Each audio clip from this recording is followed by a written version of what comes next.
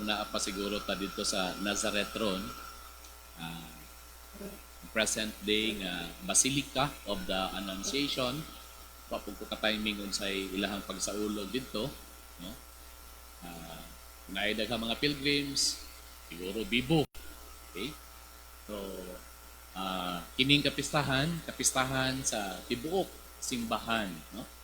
Nga atong makita nga maayo jud kayo pagka-plaster ang liturhiya, no? The liturgy nga atong pagsaulog sa Pasko sa pagkatao sa Ginoo bulan sa Disyembre, December 25, muna gihan-ay kaayo nga ang pagpahibalo sa anghel nga si Gabriel ngadto kang Maria dalaga, berhen nga mamahimong anak sa Dios nahitabo 9 months before, no? So sakto gyud kaayo.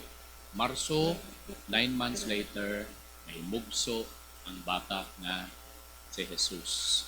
Umaw na ang ato ang gisaulog karon mga igsoon. Nga kung sa ako pa, gunahon ako ba, in a poetic language sa sinibwan no, ining pagpahibalo sa anghel ngadto kang Maria, mahitungod sa pagkatao sa atong Ginoo nga hinganlan og Jesus, pasabot nga sa Hebreo, Yeshua, meaning God saves.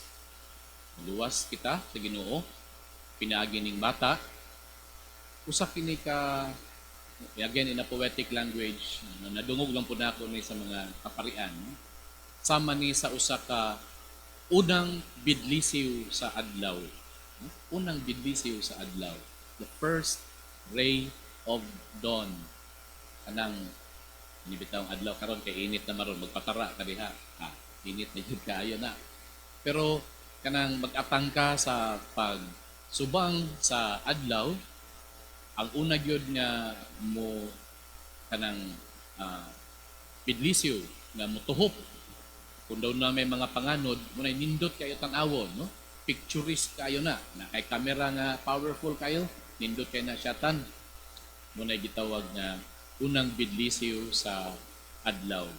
Ug nga sa pagsugot ni Maria sa paghatag sa iyang fiat, no? Sa paghatag sa iyang mahitabo unta kanako ang imong mga gipamulong. Let it be done to me as you say. Kining kaluwasan sa tawo nga atong gihisgutan diha kang Kristo karon mao ang kanang gitawag natong unang bidlisyo sa adlaw. So again, this is a moment and a time for celebration, for rejoicing. Kay lagi nahitabo na ang saad sa atong Ginoo nga mao ang ato ang kaluwasan.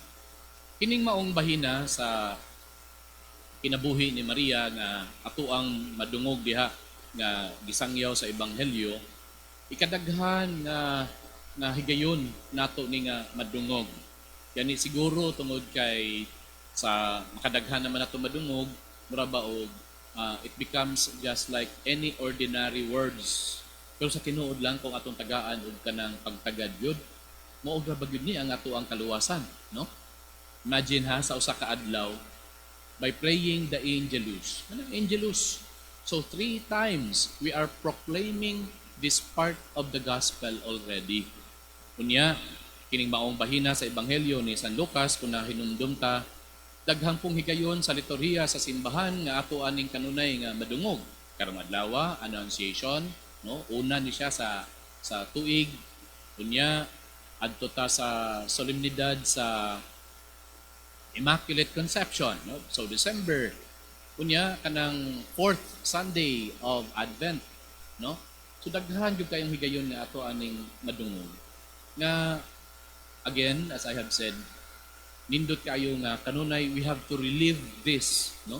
Again, using our imagination, how the Lord is so gracious, no? Sa pagkamanggihatagon sa Ginoo nga iyang gipili ang pagluwas kanato nga iya gyud nga mga anak.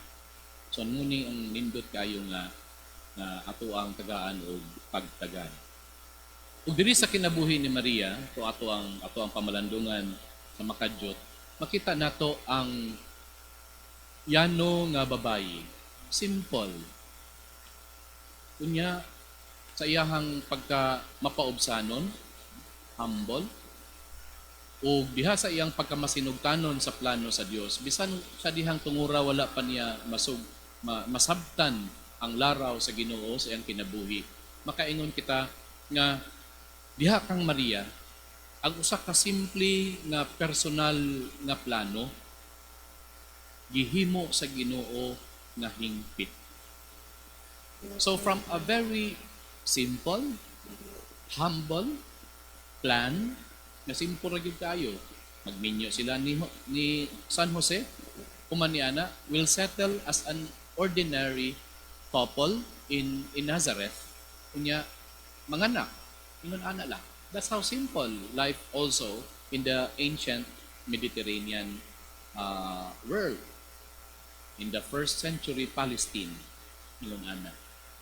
Apan makita nato ang Ginoo. Out from a simple personal plan, God perfected the whole thing. Gihimo nga hingpit sa Ginoo ang plano ni Maria. Sobra kahingpit nga usahay makaingon siguro if we put ourselves or our feet in the shoes of Mary, makaingon ta siguro makaingon siya nga this is really something unimaginable. Imagine ka, nasayod si Maria, nga dunay sa ilang kasaysayan sa pagtuo, dunay mga kababayinan nga ingon tag sterile, no? Baog, og pinaagi kanila, no? Sama kay Ana nga nanganakang Samson. Mo na mga butangan, nadunggan niya na. Apan first time ever for one to hear nga sa usa ka berhen matawo ang Diyos. Diha ka gyud kang Maria. Muna nga a single moment in our salvation history nahitabo lang gyud na kay Maria. So nindot kayo nga pribilehiyo. Muna nga atong tan-awon mo ni ang plano sa Ginoo. Simple lang apan sa iyahang hunahuna sa iyahang laraw iya kining gihimo nga gihingpit niya. Perfected through the plans of God. O nga atong makita sa pagpahingpit sa Ginoo sa maong plano, na simple nga plano ni Maria, wala niya gi ibot, no? What I mean is, you see, naalang gyapon sa konteksto sa kaminyoon. God did not rule out marriage. Muna nga perfect kayo, hingpit kayo, or inguntag sakto jud kayo nga naa si San Jose sa maong paghitabo sa kinabuhi ni Maria. Kay nasayod ta nga importante kayo si Jose nga mamahimong ama-ama sa Ginoo nga labaw sa tanan matagaan og pangalan si Jesus. Nga siya magagikan sa kaliwat ni Haring David. Oh, that's such a perfect plan in the mind of God na nahitabo diha sa Kamberhan Maria. Ngaigsuon kung atong tan-awon baya, no? If you recall our personal experiences, naamo gyud tay mga inguntag sugilanon diha sa atong kinabuhi nga makaingon ta. Simple raman unta to nga plano. But then out of that simple personal plans, God does something marvelous, no? God perfects our plan. Nakinumdum ko sa usa ka couple nga akong gi-interview diri. Nananghid ako sila nga ako i-share ang ilang gamay nga kasinatian. Nanindot kayo. Ako nasayran sa maong interview. Magpakasal sila. Interview sa kasal.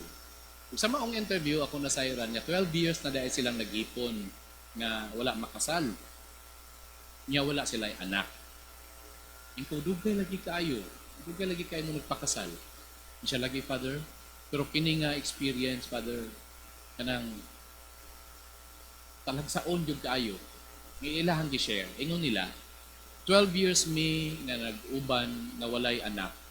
Pero at that moment, nga ingon sila, magpakasal na ka sa simbahan. By the way, wala yun sila civil wedding yun po. No? So, magpakasal na yun. That moment nga nag-disgot sila sa ilang plano nga magpakasal sa simbahan, a month later, nabuntis ang babae. Nabuntis ang asawa.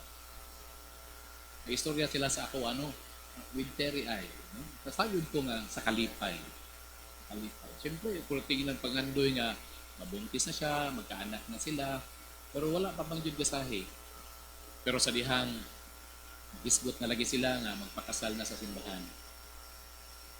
Tagaan na sila gasa. So, ana ang Ginoo, no? Simple ra kayo, personal, apan gihimo niya nga hingpit. Ang igsuon uban sa atong inahan nga si Birhen Maria. Atong daygon ang Dios sa iyang paghingpit sa atong mga plano.